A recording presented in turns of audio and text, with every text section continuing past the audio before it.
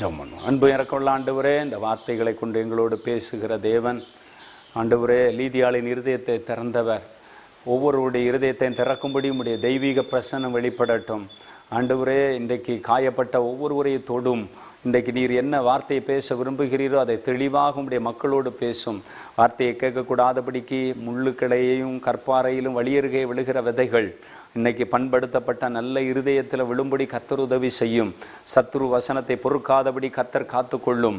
ஆண்டவரே, உம்முடைய வல்லமை இறங்கட்டும். வசனத்தை கேட்கக்கூடாதபடிக்கு சிந்தைகளை சிதறடிக்கிற வல்லமைகளை கடிந்து கொள்ளுகிறோம். இயேசு கிறிஸ்துவின் நாமத்தில் பிதாவே, ஆமேன், ஆமேன். நம்முடைய தேவன் இளைப்பாறுதலை தருகிற தேவன். நம்ம இன்னும் தேவன் இளைப்பாறுதலை அடைவதற்கு தேவன் நிறைய வழி வச்சிருக்கிறார். ஒரு அமைதியான வாழ்க்கை இந்த பூமியிலும் சரி, மரணத்துக்கு பிறகு பரலோகத்திலும் நமக்கு ஒரு பெரிய இளைப்பாறுதல், ஒரு ரெஸ்ட் பிளேஸ் இருக்கிறது.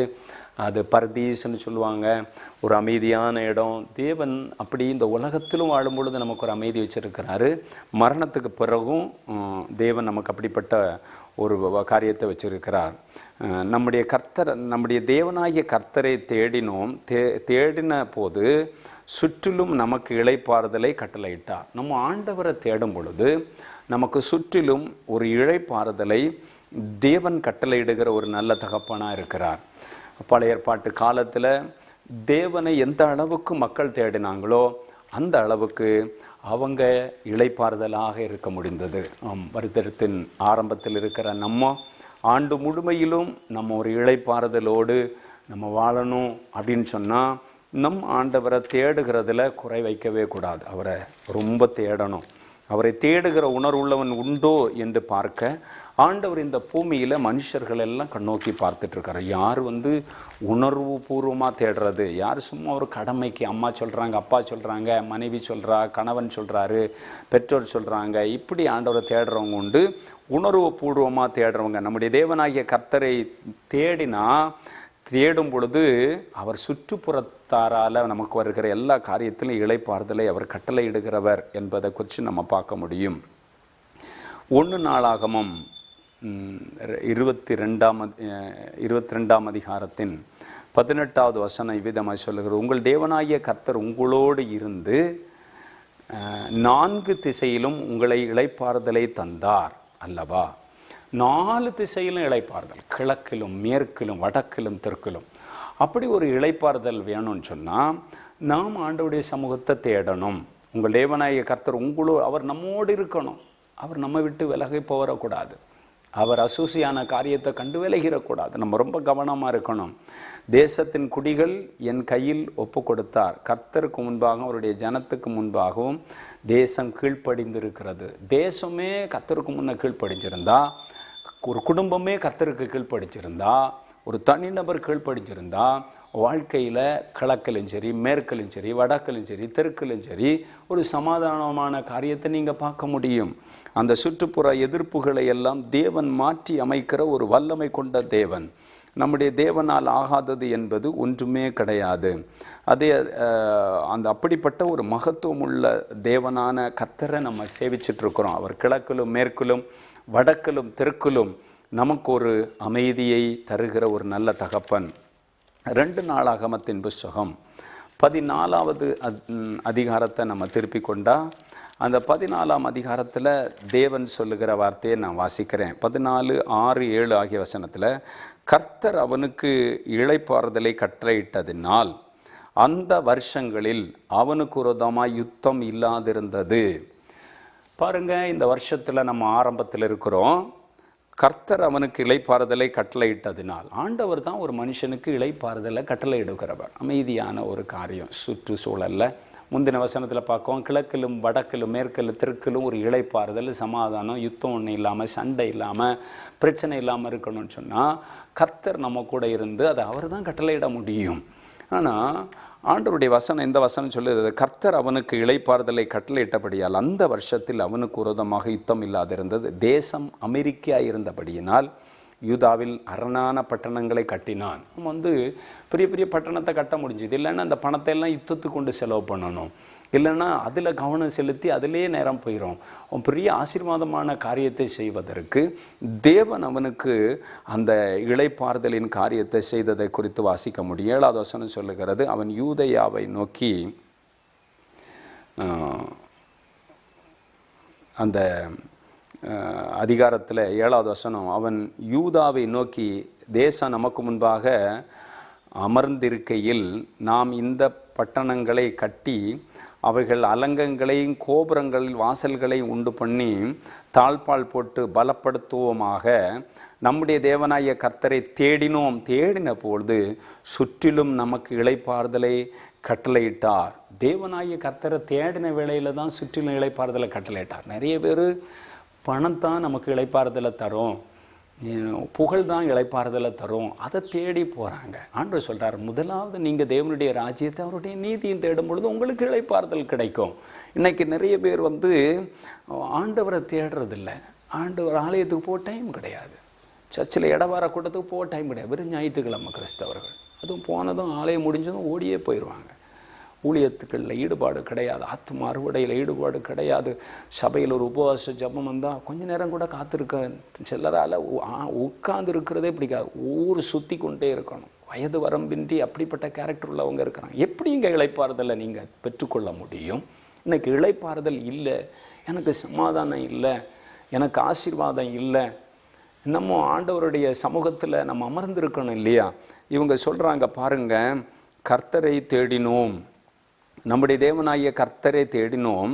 தேடின போது ஆண்டவர் நம்ம தேடுறோம். ஆண்டவர் சொன்னார், என் முகத்தை தேடு, அப்பொழுது நீ பிழைப்பாய். தேடுறோமா?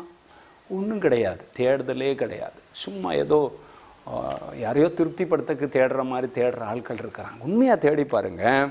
இந்த ஆண்டில் சுற்றுப்புறத்தால் நமக்கு இளைப்பாறுதலை கட்டளையிட்டார். நம்முடைய தேவனாகிய கர்த்தரை தேடினோம், தேடின பொழுது சுற்றுப்புறத்தில் நமக்கு இளைப்பாறுதலை கட்டளையிட்டார் என்றான். இப்படி கட்டினார்கள், அவர்களுடைய காரியம் வாய்த்தது. உங்கள் காரியம் வாய்க்கணுமா? ஆண்டவரை தேடுங்க.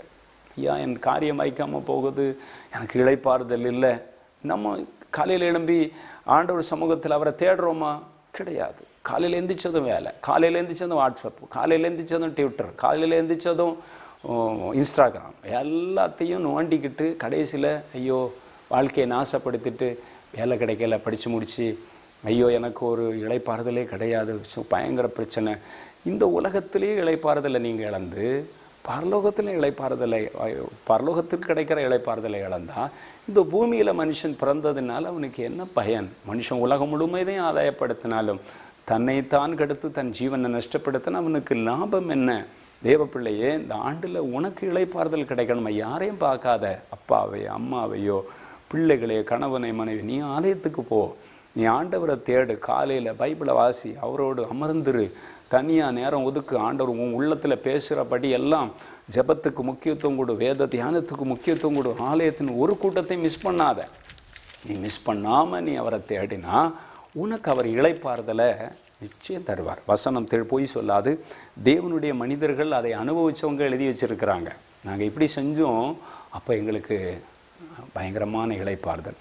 சுற்றி கிழக்கில் மேற்கிலும் வடக்கிலும் தெற்கிலும் எங்களுக்கு யுத்தம் இல்லை, சண்டைக்கு வர்றவன் இல்லை, அவன் எல்லாம் அமைதியாகிட்டான். ஏன்னா நான் ஆண்டவரை தேட ஆரம்பிச்சிட்டேன். நீங்கள் உலகத்துக்கு பின்னாடி போக போக உங்களுக்கு அமைதியே இருக்காது, உங்களுக்கு பிரச்சனை தான் பெருகும். கடைசியில் நீங்கள் நினைப்பீங்க, நான் ஆண்டவரை தேடி இருந்தால் இதெல்லாம் கிடச்சிருக்குமே, ஆண்டவரை தேடி போனேன் எல்லாமே இழந்துட்டேனே. நிறைய பேர் அப்படி தான். சிலர் ஆண்டவருடைய ஆலயத்துக்கு வரமாட்டாங்க, அவங்க உலகத்துக்கே தேடிட்டு போவாங்க. கடைசியில் பிள்ளையுடைய வாழ்க்கையில் நிறைய இழந்துருவாங்க, அவங்க சேர்த்த காசில் இழந்துருவாங்க, அவங்க குடும்பத்தில் நிறைய காரியத்தை இழந்துருவாங்க. கடைசியில் அவங்களுக்கு இளையகுமாரனை போல் எல்லாம் தீர்ந்த பிறகு ஞாபகம் வரும். தெய்வ பிள்ளைகளே, நம்ம அப்படி இழக்கக்கூடாது. நமக்கு இளைப்பாறுதல் தேவன் தருகிறவர், இளைப்பாறுதலை தருகிற தேவன், களைத்தோரை தேற்றுகிறவர், சிலுவை நிழல் எந்தன் தஞ்சம். பாடுவோமா?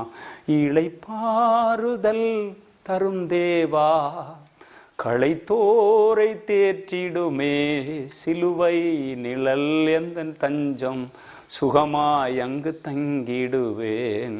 ஆண்டவருடைய பாதத்தை நீங்கள் நம்பி வந்தால் அவர் கைவிடவே மாட்டான். அவர் கைவிடாத ஒரு நல்ல தகப்பன். வசனம் தெளிவாக சொல்லுகிறது, அவங்க ஆண்டவரை, அவர்கள் தேவனை தேடின பொழுது, கர்த்தரை தேடினோம், நம்முடைய தேவனாகிய கர்த்தரை தேடின பொழுது சுற்றிலும் நமக்கு இளைப்பாறுதலை கட்டளையிட்டார் என்றான். இப்படியே கட்டினார்கள், அவர்கள் காரியம் வாய்த்தது. நம்ம காரியம் வாய்க்கணும்னா ஆண்டவரை நீங்கள் தேடி பாருங்கள். தேடும் பொழுது உங்களுக்கு ஒரு நன்மையும், கர்த்தரை தேடுகிறவனுக்கு ஒரு நன்மையும் குறைபடாதுன்னு வசனம் சொல்லுது. ஆண்டவரை இந்த வருடத்தில் அதிகமாக தேடுங்க, ஆண்டவர் சமூகத்தை தேடுங்க. நம்முடைய தேவனாகிய கர்த்தரை தேடும் பொழுது கர்த்தர் நம்முடைய காரியங்களில் இளைப்பாறுதலை அவர் தருகிறத நம்ம பார்க்க முடியும். அவர் இளைப்பாறுதலை தருகிற தேவன். 15ஆம் அதிகாரம் அதே 2 நாளாம் 15 சொல்லுகிறது, இந்த ஆணைக்காக யூத ஜனங்கள் எல்லாரும் சந்தோஷப்பட்டார்கள். தங்கள் முழு இருதயத்தோடு ஆணையிட்டு நாம் முழு மனதோடும் அவரை தேடினார்கள். கர்த்தர் அவர்களுக்கு வெளிப்பட்டு சுற்றுப்புறத்தாரால் யுத்தம் இல்லாதபடிக்கு அவர்களுக்கு இளைப்பாற பண்ணினார். அவங்க எல்லாம் ஒரு ஆணையிட்டு கர்த்தரை தேடினதுனால அவங்களுக்கு சுற்றுப்புறத்தாலால் அவங்களுக்கு எந்த ஒரு பிரச்சனை இல்லாமல் இளைப்பாறுதலை கட்டளையிட்டாருன்னு நம்ம பார்க்க முடியும். அவங்க எல்லாம் ஆண்டவருடைய சமூகத்தில் ஆண்டவரை தேடினார்கள். கர்த்தர் அவர்களுக்கு வெளிப்பட்டு சுற்றுப்புறத்தார் யுத்தம் இல்லாதபடிக்கு இளைப்பாற பண்ணினார். கலைந்த ஆண்டில் உங்களுக்கு கோர்ட்டு கேஸ் வழக்கு பிரச்சனையா, பக்கத்து வீட்டுக்காரன்னு உங்களுக்கும் பிரச்சனையா, நீங்கள் ஆண்டவரை தேடி பாருங்கள்.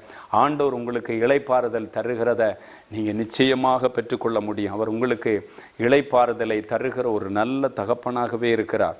அவர் இளைப்பாறுதலை தருகிற ஒரு மகிமையான தேவன். இந்த உலகத்தில் மனிதர்களாகிய நமக்கு இளைப்பாறுதல் வேணும்னு சொன்னால் தேவனுடைய சமூகத்தில் தான் நமக்கு இளைப்பாறுதல் உண்டு. அவருடைய சமூகத்தில் நமக்கு ஒரு பெரிய இளைப்பாறுதலை தேவன் வச்சிருக்கிறார். அந்த இளைப்பாறுதலுக்குள்ளே நம்ம போகணுன்னு சொன்னால் அவரை உண்மையான ஒரு மனநிலையில் நம்ம ஆண்டவரை தேடும் பொழுது அந்த மகா பெரிய இளைப்பாறுதலை நம்ம பெற்றுக்கொள்ள முடியும். அதே அதிகாரம் 20ஆம் அதிகாரத்தை நீங்கள் திருப்பி கொண்டா அந்த 30வது வசனத்தை நம்ம வாசிக்கும் பொழுது அந்த வசனம் சொல்லுகிறது, இவ்விதமாய் தேவன் சுற்றுப்புறத்தாரால் யுத்தம் இல்லாமல் இளைப்பாறுதலை அவனுக்கு கட்டளையிட்டதினால் யோசபாத் ராஜ்யபாரம் அமெரிக்கையாக இருந்தது. சுற்றுப்புறத்தாரால் அவனுக்கு பிரச்சனை இல்லாமல் ஆண்டவர் கட்டளையிட்டானா? ஏன் தெரியுமா? அவங்க தேவன் சமூகத்தில் அவங்க ஆண்டவரை தேடினாங்க, ஆண்டவருக்குன்னு நேரம் ஒதுக்கினாங்க. தேவன் அவங்களோடு கூட இருந்து அவங்கள நடத்தினார் என்று நம்ம பார்க்க முடியும். ஆம் தேவ பிள்ளைகளே, இந்த கடைசி காலத்தில் வாழுகிற நம்ம மனிதனை பிஸியாக உலகம் மாற்றிட்டு இருக்கு. மனுஷன்கிட்ட கேட்டால், யார்கிட்ட கேட்டாலும் நான் ரொம்ப பிஸியாக இருக்கிறேன், எனக்கு நேரம் கிடையாது. ஆனால் ஆண்டவருடைய வசனம் சொல்லுகிறது, நம்முடைய தேவனாகிய கர்த்தரை தேடும் பொழுது நமக்கு ஒரு பெரிய இளைப்பாறுதல் உண்டு, நமக்கு ஒரு பெரிய பாதுகாப்பு உண்டு, நமக்கு ஒரு பெரிய ஆனந்த பாக்கியம் நமக்கு உண்டு என்பதை வேதம் நமக்கு தெளிவாக சொல்லுகிறது. இன்றைக்கு அநேகருடைய வாழ்க்கையில் அந்த இளைப்பாறுதல் இல்லாமல் இருக்கிறத நம்ம பார்க்க முடியும். தேவ சமூகம் நமக்கு ஒரு பெரிய கொண்டாட்டம், தேடாவிட்டால் நமக்கு ஒரு பெரிய திண்டாட்டத்தை போல் அது மாறிவிடுகிறது. ஆகவே தேவ சமூகத்தில் நம்ம இளைப்பாறுதலை நம்ம அடைவதற்கு தேவன் அதிகமாக இந்த ஆண்டில் தேடுவதற்கு நீங்கள் யார் ஒப்பு கொடுக்குறீங்களோ உங்கள் வாழ்க்கையில் ஒரு பெரிய ஆசீர்வாதத்தை நீங்கள் நிச்சயமாக பெற்றுக்கொள்ள முடியும். எரேமியா தீர்க்கதரிசன புஸ்தகம் 29ஆம் அதிகாரத்தின் 13வது வசனத்தை நீங்கள் வாசித்து பார்த்தா, உங்கள் முழு இருதயத்தோடு என்னை தேடுவீர்களானால் என்னை தேடுகள் கண்டுபிடிப்பீர்கள். ஆண்டவரை நீங்கள் முழு மனசோடு தேடணும், அறகுறையாக தேடக்கூடாது. அறகுறையாக தேடினா நீங்கள் ஆண்டவரை பார்க்க முடியாது. நீங்கள் சந்தேகத்தோடு தேடினாலும் பார்க்க முடியாது. நீங்கள் முழு இருதயத்தோடு ஆண்டவரை நீங்கள் தேடி பாருங்கள். தேடினா நீங்கள் அவரை காண்பீங்க, அவர் உங்களுக்கு வெளிப்படுவார். உங்களுக்கு ஒரு இளைப்பாறுதலை கட்டாயமாக தேவன் வைத்திருக்கிறத நீங்கள் பெற்றுக்கொள்ள முடியும். தேவன் இளைப்பாறுதலை தருகிற தேவன், அவர் களைத்தோரை தேற்றுகிற ஒரு நல்ல ஆண்டவர் என்று பார்க்க முடியும். ஏசாயா 55ஆம் அதிகாரத்தை நம்ம திருப்பி கொண்டா அந்த வசனம் என்ன சொல்லுது தெரியுமா? ஏசாயா 55ஆம் அதிகாரம் 6, 7 ஆகிய வசனத்தை நான் வாசிக்கிறேன், கவனிங்க. கர்த்தரை கண்டடையத்தக்க சமயத்தில் அவரை தேடுங்கள், அவர் சமீபமாயிருக்கையில் அவரை நோக்கி கூப்பிடுங்கள். ஆண்டவரை கண்டடையத்தக்க சமயம் அதிகாலை நேரம். சமயத்துக்கு ஏற்ற வார்த்தையை சொல்கிற கல்விமானின் நாவை தந்தருளுகிற நேரம் காலை நேரம். அவரை தேட வேண்டிய ஆண்டவருக்கு முதலிடம் கொடுக்கணும். அதிகாலையில் தேவ சமூகத்தில் காத்திருக்கணும். ஆண்டவருடைய வசனம் சொல்லுது, 7வது வசனம், துன்மார்க்கன் தன் வழியையும், துன்மார்க்கமாக இருக்கிறோமா நம்முடைய வழியையும் அக்கிரமக்கார் தன் நினைவுகளை விட்டு கர்த்தரிடத்தில் திரும்ப கடவன், அவர் அவன் மேல் மனதுருகுவார். நம்முடைய தேவனிடத்தில் திரும்ப கடவன், அவர் மன்னிக்கிறதற்கு தயவு பெறுத்திருக்கார். கர்த்தரை கண்டடையத்தக்க சமயத்தில் அவரை தேடணும். அவரை தேடும் பொழுது அவர் சமீபமாக இருக்கையில் அவரை நோக்கி கூப்பிடணும். துன்மார்க்கன் தன் வழியை விட்டு, அக்கிரமக்காரன் நினைவுகளை விட்டு கர்த்தரிடத்தில் திரும்பணும். அப்படி திரும்பும் பொழுது தான் அவன் மன்னிக்கிறதற்கு தயப்படுத்திருக்கிறார். அப்பொழுது தான் நமக்கு ஒரு அமைதி, ஆறுதல் கிடைக்கும். இன்னைக்கு துன்மார்க்கமாக இருந்துட்டு ஆண்டவரை தேடிட்டு துன்மார்க்கத்தனத்தை விடாமலும் அக்கிரம நினைவுகளை விடாமல் இருந்தால் நமக்கு நிச்சயமாக ஒரு இளைப்பாறுதல் கிடைக்க வாய்ப்பே இல்லை. துன்மார்க்கமான வாழ்க்கையை விட்டு நம்ம மனம் திரும்பணும் என்று ஆண்டவர் நமக்கு இன்றைக்கு சொல்கிறார். இன்றைக்கி நிறைய மனிதர்கள் துன்மார்க்கமாக வாழ்கிற நிறைய பேரை தேசத்தில் பார்க்க முடிகிறது. இந்த கடைசி காலத்தில் துன்மார்க்கனுடைய வழிகளெல்லாம் அழிந்து போகும் என்று ஆண்டவருடைய வசனம் சொல்லுகிறது. ஓசியா 5ஆம் அதிகாரம் அதனுடைய 15வது வசனம் இவ்விதமாய் சொல்லுது பாருங்க. அவர்கள் தங்கள் குற்றங்களை உணர்ந்து என் முகத்தை தேடும் மட்டும் நான் என் ஸ்தலத்துக்கு திரும்பி போய்விடுவேன். தங்கள் ஆபத்தில் என்னை கருத்துவாய் தேடுவார்கள். ஆண்டவரை ஆபத்தில் கருத்தாக தேடுவாங்க. அந்த மாதிரிப்பட்ட ஒரு சூழ்நிலையில் நம்முடைய தேவனாகிய கர்த்தரை தேடினா நம்ம அவரை கண்டடைய முடியும். அவரை சமீபமாக இருக்கையில் அவரை நம்ம நோக்கி பார்க்கணும். இன்னும் கர்த்தருக்கு காத்திருக்கிறவர்களுக்கு ஆண்டவர் புது பலன் அடைந்து அவர்களுக்கு இளைப்பாறுதல் கட்டளையிடுவார். ஆண்டவருடைய சமூகத்தில் நிறைய நேரம் காத்திருக்கணும். கர்த்தருடைய சமூகத்தில் இப்போது ஆண்டவருடைய சமூகத்தில் மனிதர்களுக்கு காத்திருக்க நேரம் இல்லை. எனக்கு அவசரம், ஆண்டவரே நீங்கள் எனக்கு செஞ்சிருங்க அப்படின்னு சொல்லிட்டு ஓடிடுவாங்க. ஏசாயா 40:31 இப்படி விதமாய் சொல்லுகிறது. கர்த்தருக்கு காத்திருக்கிறவர்கள் புது பலன் அடைந்து கழுகுகளைப் போல சட்டைகளை அடித்து எழும்புவார்கள். அவர்கள் ஓடினால் இளைப்படையார்கள், நடந்தாலும் சோர்ந்து போகார்கள். அவங்க இளைப்படைவதோ சோர்ந்து போகிறதே இல்லை. ஆண்டவருடைய காத்திருக்கிறவர்கள் கர்த்தருக்கு காத்திருக்கும் பொழுது நமக்கு ஒரு இளைப்பாறுதல் கிடைக்கும், ஒரு பெரிய அமைதி, எல்லா புத்திக்கு மேலான ஒரு தேவ சமாதானம் உங்கள் இருதயத்தை, உங்கள் சிந்தையை அதை நிரப்புகிறத நீங்கள் பார்க்க முடியும் தேவ சமூகத்தில் காத்திருக்கும் பொழுது. ஏசாயா 40ஆம் அதிகாரம், ஏசாயா 30ஆம் அதிகாரத்தின் 18வது வசனத்தை நான் வாசிக்கிறேன். இந்த வசனம் இவ்விதமாய் சொல்லுது பாருங்கள். ஆண்டவருடைய வார்த்தை 30:18 ஆனாலும் உங்களுக்கு இறங்கும்படி கர்த்தர் காத்திருப்பார், உங்கள் மேல் மனதுருகும்படி எழுந்திருப்பார். கர்த்தர் நீதி செய்கிற தேவன், அவருக்கு காத்திருக்கிற அனைவரும் பாக்கியவான்கள். நம்ம ஆண்டவருடைய சமூகத்தில் காத்திருந்தா நம்ம பாக்கியவான். இன்றைக்கி மணிக்கூர் கணக்கில் எந்த அளவுக்கு நம்ம தேவ சமூகத்தில் காத்திருக்கிறோமோ அந்த அளவுக்கு தேவ சமூகத்திலிருந்து நமக்கு பெரிய நன்மைகள், ஒரு பெரிய ஆறுதலை நம்ம பெற்றுக்கொள்ள முடியும். நம்ம தேவ சமூகத்தை தேடணும். இன்றைக்கி தேவ சமூகத்தை தேடாமல் உலகத்தில் மொபைலை தேடிட்டு இருக்கிறோம். அதனால உங்களுக்கு ஒரு பயனும் இல்லை. அது நிமித்தம் உங்களுடைய நேரத்தை நீங்கள் வீணடிக்கிறீங்க. நீங்கள் கர்த்தரை தேடி பாருங்கள், உங்களுக்கு தேவன் காரியத்தை வாய்க்க செய்கிறத நீங்கள் பார்க்க முடியும். சங்கீதம் 27:17 சொல்லுகிறது, கர்த்தருக்கு காத்திரு, அவர் உன் இருதயத்தை ஸ்திரப்படுத்துவார். திடமனதாக கர்த்தருக்கு காத்திரு. திடமனதாக இருந்து ஆண்டவருக்கு காத்திருக்கணும். இந்த வருடத்தில் நீங்கள் கர்த்தருக்கு காத்திருக்கணும். திடமனதாக இருந்து காத்திருக்கணும். அது அலைப்பாயும், அங்கே போகணும் இங்கே போகணும், ஃபோனெல்லாம் சுவிட்ச் ஆஃப் பண்ணி வச்சுட்டு தேவ பிள்ளைகள் தேவனுடைய திட்டத்துக்காக, தேவனுடைய ஆறுதலுக்காக நீங்கள் காத்திருக்கணும். நீங்கள் காத்திருக்காமல் நீங்கள் எதையுமே செய்யக்கூடாது. நீங்கள் காத்திருக்கும் பொழுது தேவன் உங்களுக்காக காரியத்தை செய்வார். கர்த்தருக்கு காத்திருன்னு ஆண்டவர் சொல்லுகிறார். அவர் உன் இருதயத்தை ஸ்திரப்படுத்துவார். உன் இருதயம் அலைப்பாயாது, அது ஸ்டெடியாக மாறும். திடமனதாயிரு, கர்த்தருக்கு காத்திரு. அப்பொழுது நீங்கள் ஒரு இளைப்பாறுதலை அடைகிறத, ஆண்டவர் தருகிறத நீங்கள் பெற்றுக்கொள்ள முடியும். சங்கீதத்தின் புஸ்தகம் 37ஆம் அதிகாரம் அதனுடைய 7வது வசனம் இவ்விதமாய் சொல்லுது பாருங்கள். கர்த்தரை நோக்கி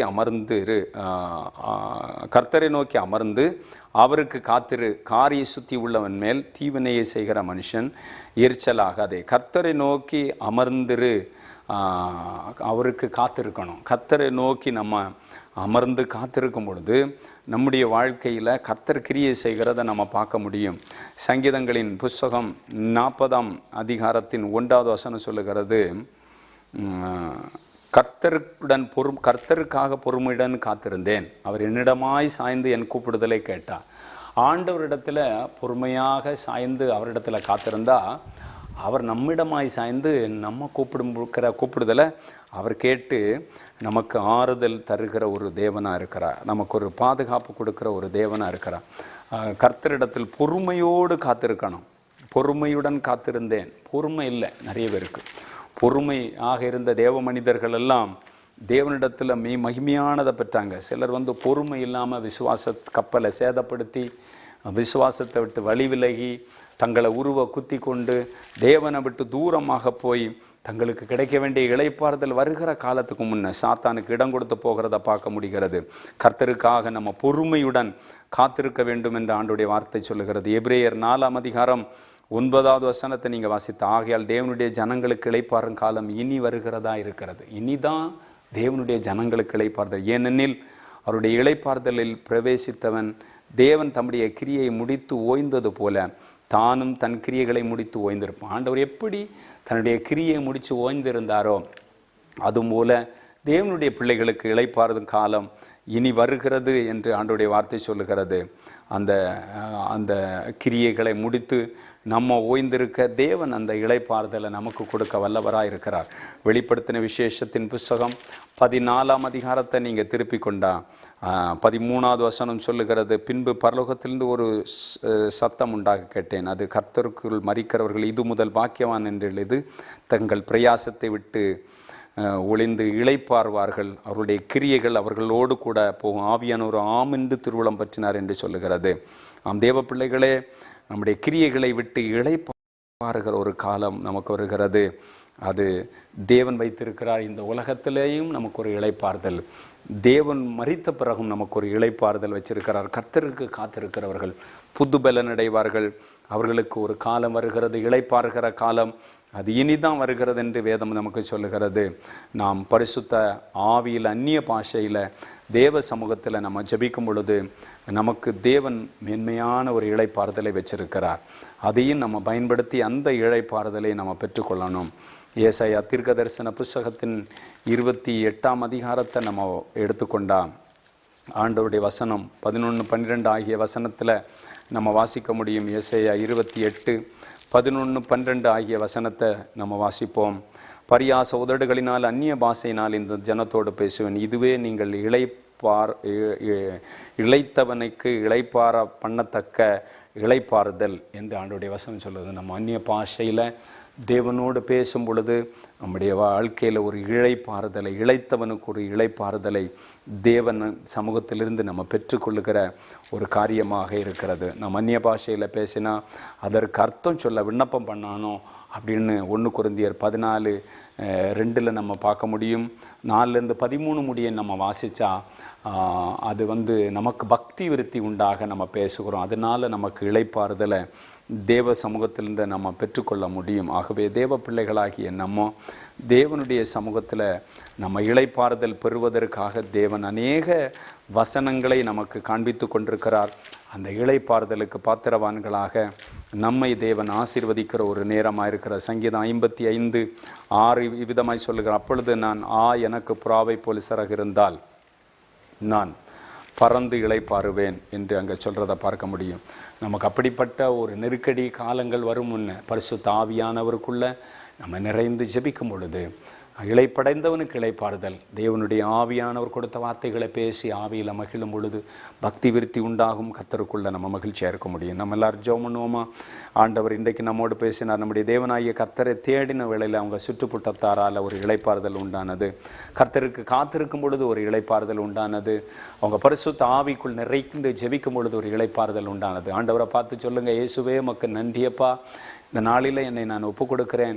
நான் உம்முடைய சமூகத்தில் காத்திருந்து ஜெபிக்க, உம்முடைய தேட நான் என்னை அர்ப்பணிக்கிறேன்னு சொல்லி ஒப்பு கொடுத்து பாருங்கள். நம்முடைய தேவனாகிய கர்த்தரை தேடின வேளையில் அவங்களுக்கு இளைப்பாறுதல் உண்டானது. நீங்கள் ஆண்டவருக்கு முழுமையாக ஞாயிற்றுக்கிழமான சபையில் நடக்கிற கூட்டங்களில் உங்களுக்கு ஆண்டவர் பேசுகிற நேரத்திலலாம் அவரை தேடக்கு ஒப்பு கொடுங்க. அதிகாலையில் தேட ஒப்பு கொடுங்க. நடுராத்திரிகளில் தேட ஒப்பு கொடுங்க.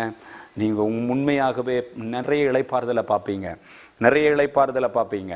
இந்த ஆண்டில் நீங்கள் ஆண்டவரிடத்தில் நிறைய இளைப்பாறுதலை பெறணும்னு சொன்னால் பரிசுத்த ஆவிக்குள்ளே நீங்கள் இன்னும் நிரம்பி ஜெபம் பண்ணணும். நீங்கள் கர்த்தருக்கு காத்திருக்கிறவர்களாக மாறணும். கர்த்தர் உங்களுக்கு இளைப்பாறுதலை தருகிறத பார்க்க முடியும். நன்றின்னு சொல்லுங்கள். ரமா திலா கபா தலா ஷகமா துலோ. ஆவியானுடைய மகிமை இறங்கட்டும். ஒவ்வொருடைய வாழ்க்கையிலும் அமர்ந்திருக்க முடியாதபடிக்கு அவர்களை அலக்களிக்கிற கிரியைகள் இயேசுவின் நாமத்தில் அளிக்கப்படுவதாக. ஆண்டவருடைய சமூகத்தில் அமர்ந்திருந்து இருக்க முடியாதபடிக்கு அவர்களை ஆண்டவரை அங்குமிங்கு அலக்களிக்கிற கிரியைகள் இயேசுவின் நாமத்தில் அளிக்கப்படுவதாக. ஒவ்வொருவருக்கும் இளைப்பாறுதலை பெற்றுக்கொள்வதற்கான வழியை சொல்லிக் கொடுத்தீங்களே. ஒவ்வொருவரும் இந்த உலகத்தில் மாத்திரமல்ல மறுமையிலும் இதோ கிறிஸ்துவுக்குள் மரிக்கிறவர்கள் பாக்கியவான்கள் என்று எழுத அவர்கள் தங்கள் பிரயாசத்தை விட்டு ஆண்டவரே ஓய்ந்திருப்பார்கள், இளைப்பாறுதல் அடைவார்கள், அவர்கள் கிரியைகள் அவர்களோடு கூட போகும் என்று சொன்னீரே. ஆம் ஆண்டவரே, தேவனும் ஓய்ந்து இருந்தது போல இந்த உலகத்தில் ஒவ்வொரு காரியத்தை முடித்து மனிதன் ஓய்ந்திருக்க வேண்டிய காலம் வருகிறதே. அதற்கென்று ஒவ்வொருவரையும் ஆயத்தப்படுத்துவீராக. இன்றைக்கு வியாதியோடு இருக்கிறவர்கள் சுகமடையட்டும், கட்டுகள் அறுக்கப்படட்டும், கண்ணீர் துடைக்கப்படட்டும், பிரயாணங்களில் பாதுகாப்பு உண்டாகட்டும், வெற்றிகள் உண்டாகட்டும், பிரச்சனைகள் நீங்கட்டும், சகல வியாதிகளும் இயேசு கிறிஸ்துவின் நாமத்தில் மறைந்து போவதாக என்று சொல்லி ஜெபிக்கிறேன். உமது கைகளில் அர்ப்பணிக்கிறோம் இயேசு கிறிஸ்துவின் நாமத்தில் பிதாவே. ஆமென், ஆமென், ஆமென். ஆண்டவர் நமக்கு உதவி செய்வாராக. God bless you. Praise the Lord. Thank you Jesus. நன்றி இயேசுவே, உமக்கு ஸ்தோத்திரம். Praise the Lord.